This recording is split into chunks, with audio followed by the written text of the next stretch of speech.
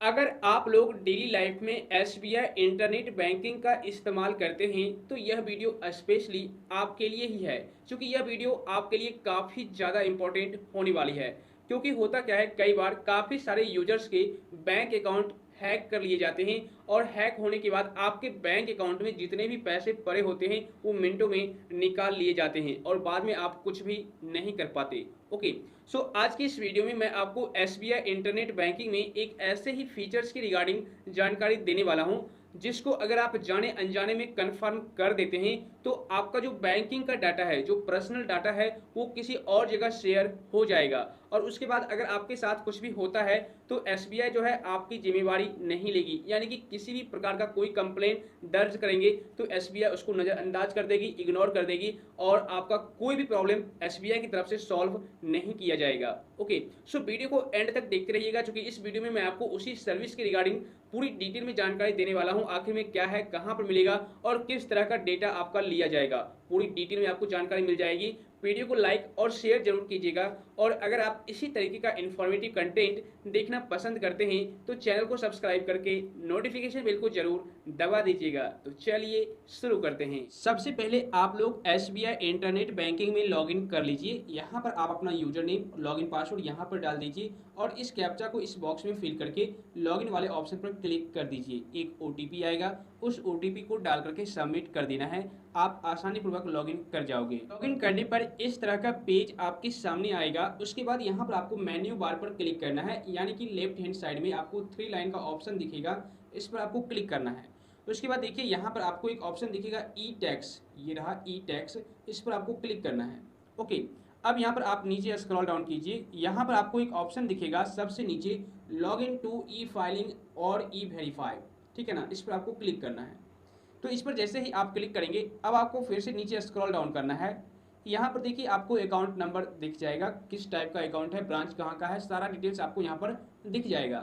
अब यहाँ पर आपको सिंपल करना क्या है, सबमिट वाले ऑप्शन पर क्लिक करना है। आपके केस में अगर एक से ज़्यादा अकाउंट होगा एसबीआई में तो यहाँ पर आपको सेलेक्ट करना है किसी भी अकाउंट को, ठीक है। उसके बाद सबमिट, सबमिट पर क्लिक करने के बाद देखिए यहाँ पर एक ओटीपी गया होगा आपके मोबाइल नंबर पर, उस ओटीपी को यहाँ पर डाल करके कन्फर्म कर देना है। ओटीपी को फिलअप करने के बाद यहाँ पर आपको कन्फर्म कर देना है। तो जैसे ही आप कन्फर्म करेंगे इस तरह का पेज आपके सामने आ जाएगा। यहाँ पर देखिए आपका अकाउंट नंबर दिख जाएगा, यहाँ पर आपका पैन यानी कि पैन या टैन नंबर दिख जाएगा, यहाँ पर आईएफएस कोड दिख जाएगा, ठीक है, सारा डिटेल्स आपका दिख जाएगा। और यहाँ पर देखिए डिस्क्लेमर लिखा हुआ है, your account number will be shared, red colour में आप देखिए लिखा हुआ है, your account number will be shared with income tax department for the purpose of audit trial.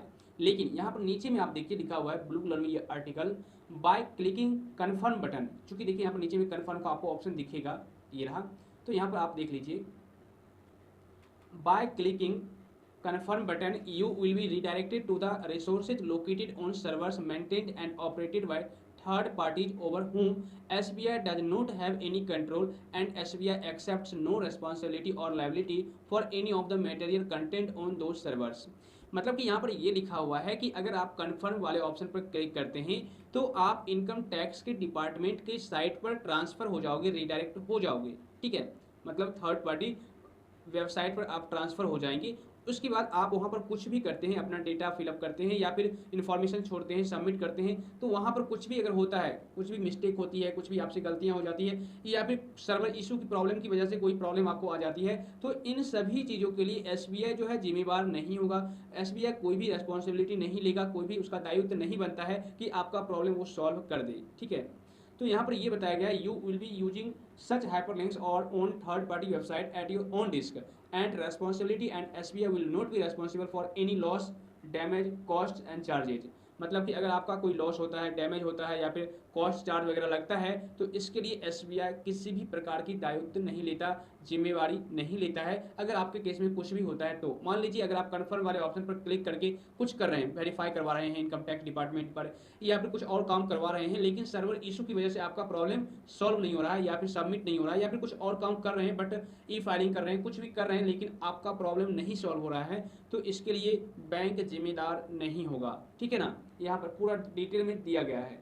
Okay, indirect incurred by you arising out or in connection with your access to the external website or for any deficiency in the products and services of third party or for the failure or disruption of the website of the third party. मतलब bank का कहना यह है, मैंने आपको clear ही कर दिया कि आप कुछ भी करते हैं और अगर फेल्योर हो जाता है, ठीक है, मान लीजिए आपसे कुछ चार्ज भी लिया जाएगा उस साइट पर, इनकम टैक्स के साइट पर, और वो फेल्योर हो जाता है तो आप बैंक कस्टमर केयर को कॉल नहीं कर सकते हैं, आपको इनकम टैक्स के डिपार्टमेंट से ही कॉन्टैक्ट करना होगा, ठीक है ना। यहाँ पर साफ साफ लिखा हुआ है SBI is not in any way liable for the contents of any of the links website or web page by providing hyperlinks to an external website or web page. मतलब कि कुल मिलाकर के यहाँ पर ये कहा गया है कि अगर आप जैसे मान लीजिए कन्फर्म वाले ऑप्शन पर क्लिक करेंगे, ठीक है, तो कन्फर्म वाले ऑप्शन पर क्लिक करने के बाद आप देखिए इनकम टैक्स डिपार्टमेंट के साइट पर आ चुके हैं।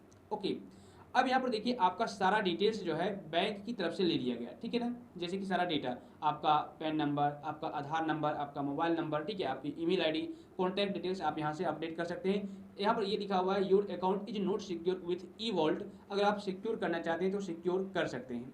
ओके, अब इस साइट पर अगर आप कुछ भी करते हैं, ठीक है ना, कुछ भी करते हैं इस साइट पर, ओके, फाइल नाउ वाले ऑप्शन पर क्लिक करके फाइल करते हैं या फिर कुछ भी करते हैं यहाँ पर से, तो उस सिचुएशन में अगर यहाँ पर कुछ भी प्रॉब्लम आपको आती है, ई फाइल नहीं हो पाता है या फिर आप चार्ज पे कर रहे हो वो चार्ज सबमिट नहीं हो रहा है या फिर कुछ और प्रॉब्लम हो रही है आपके केस में, तो यहाँ पर जो है बैंक जिम्मेदार नहीं होगा, यानी कि बैंक आपकी प्रॉब्लम को सॉल्व नहीं करेगा, ठीक है। आपके इनकम टैक्स के डिपार्टमेंट से ही कॉन्टैक्ट करना पड़ेगा अगर कोई भी प्रॉब्लम आती है तो।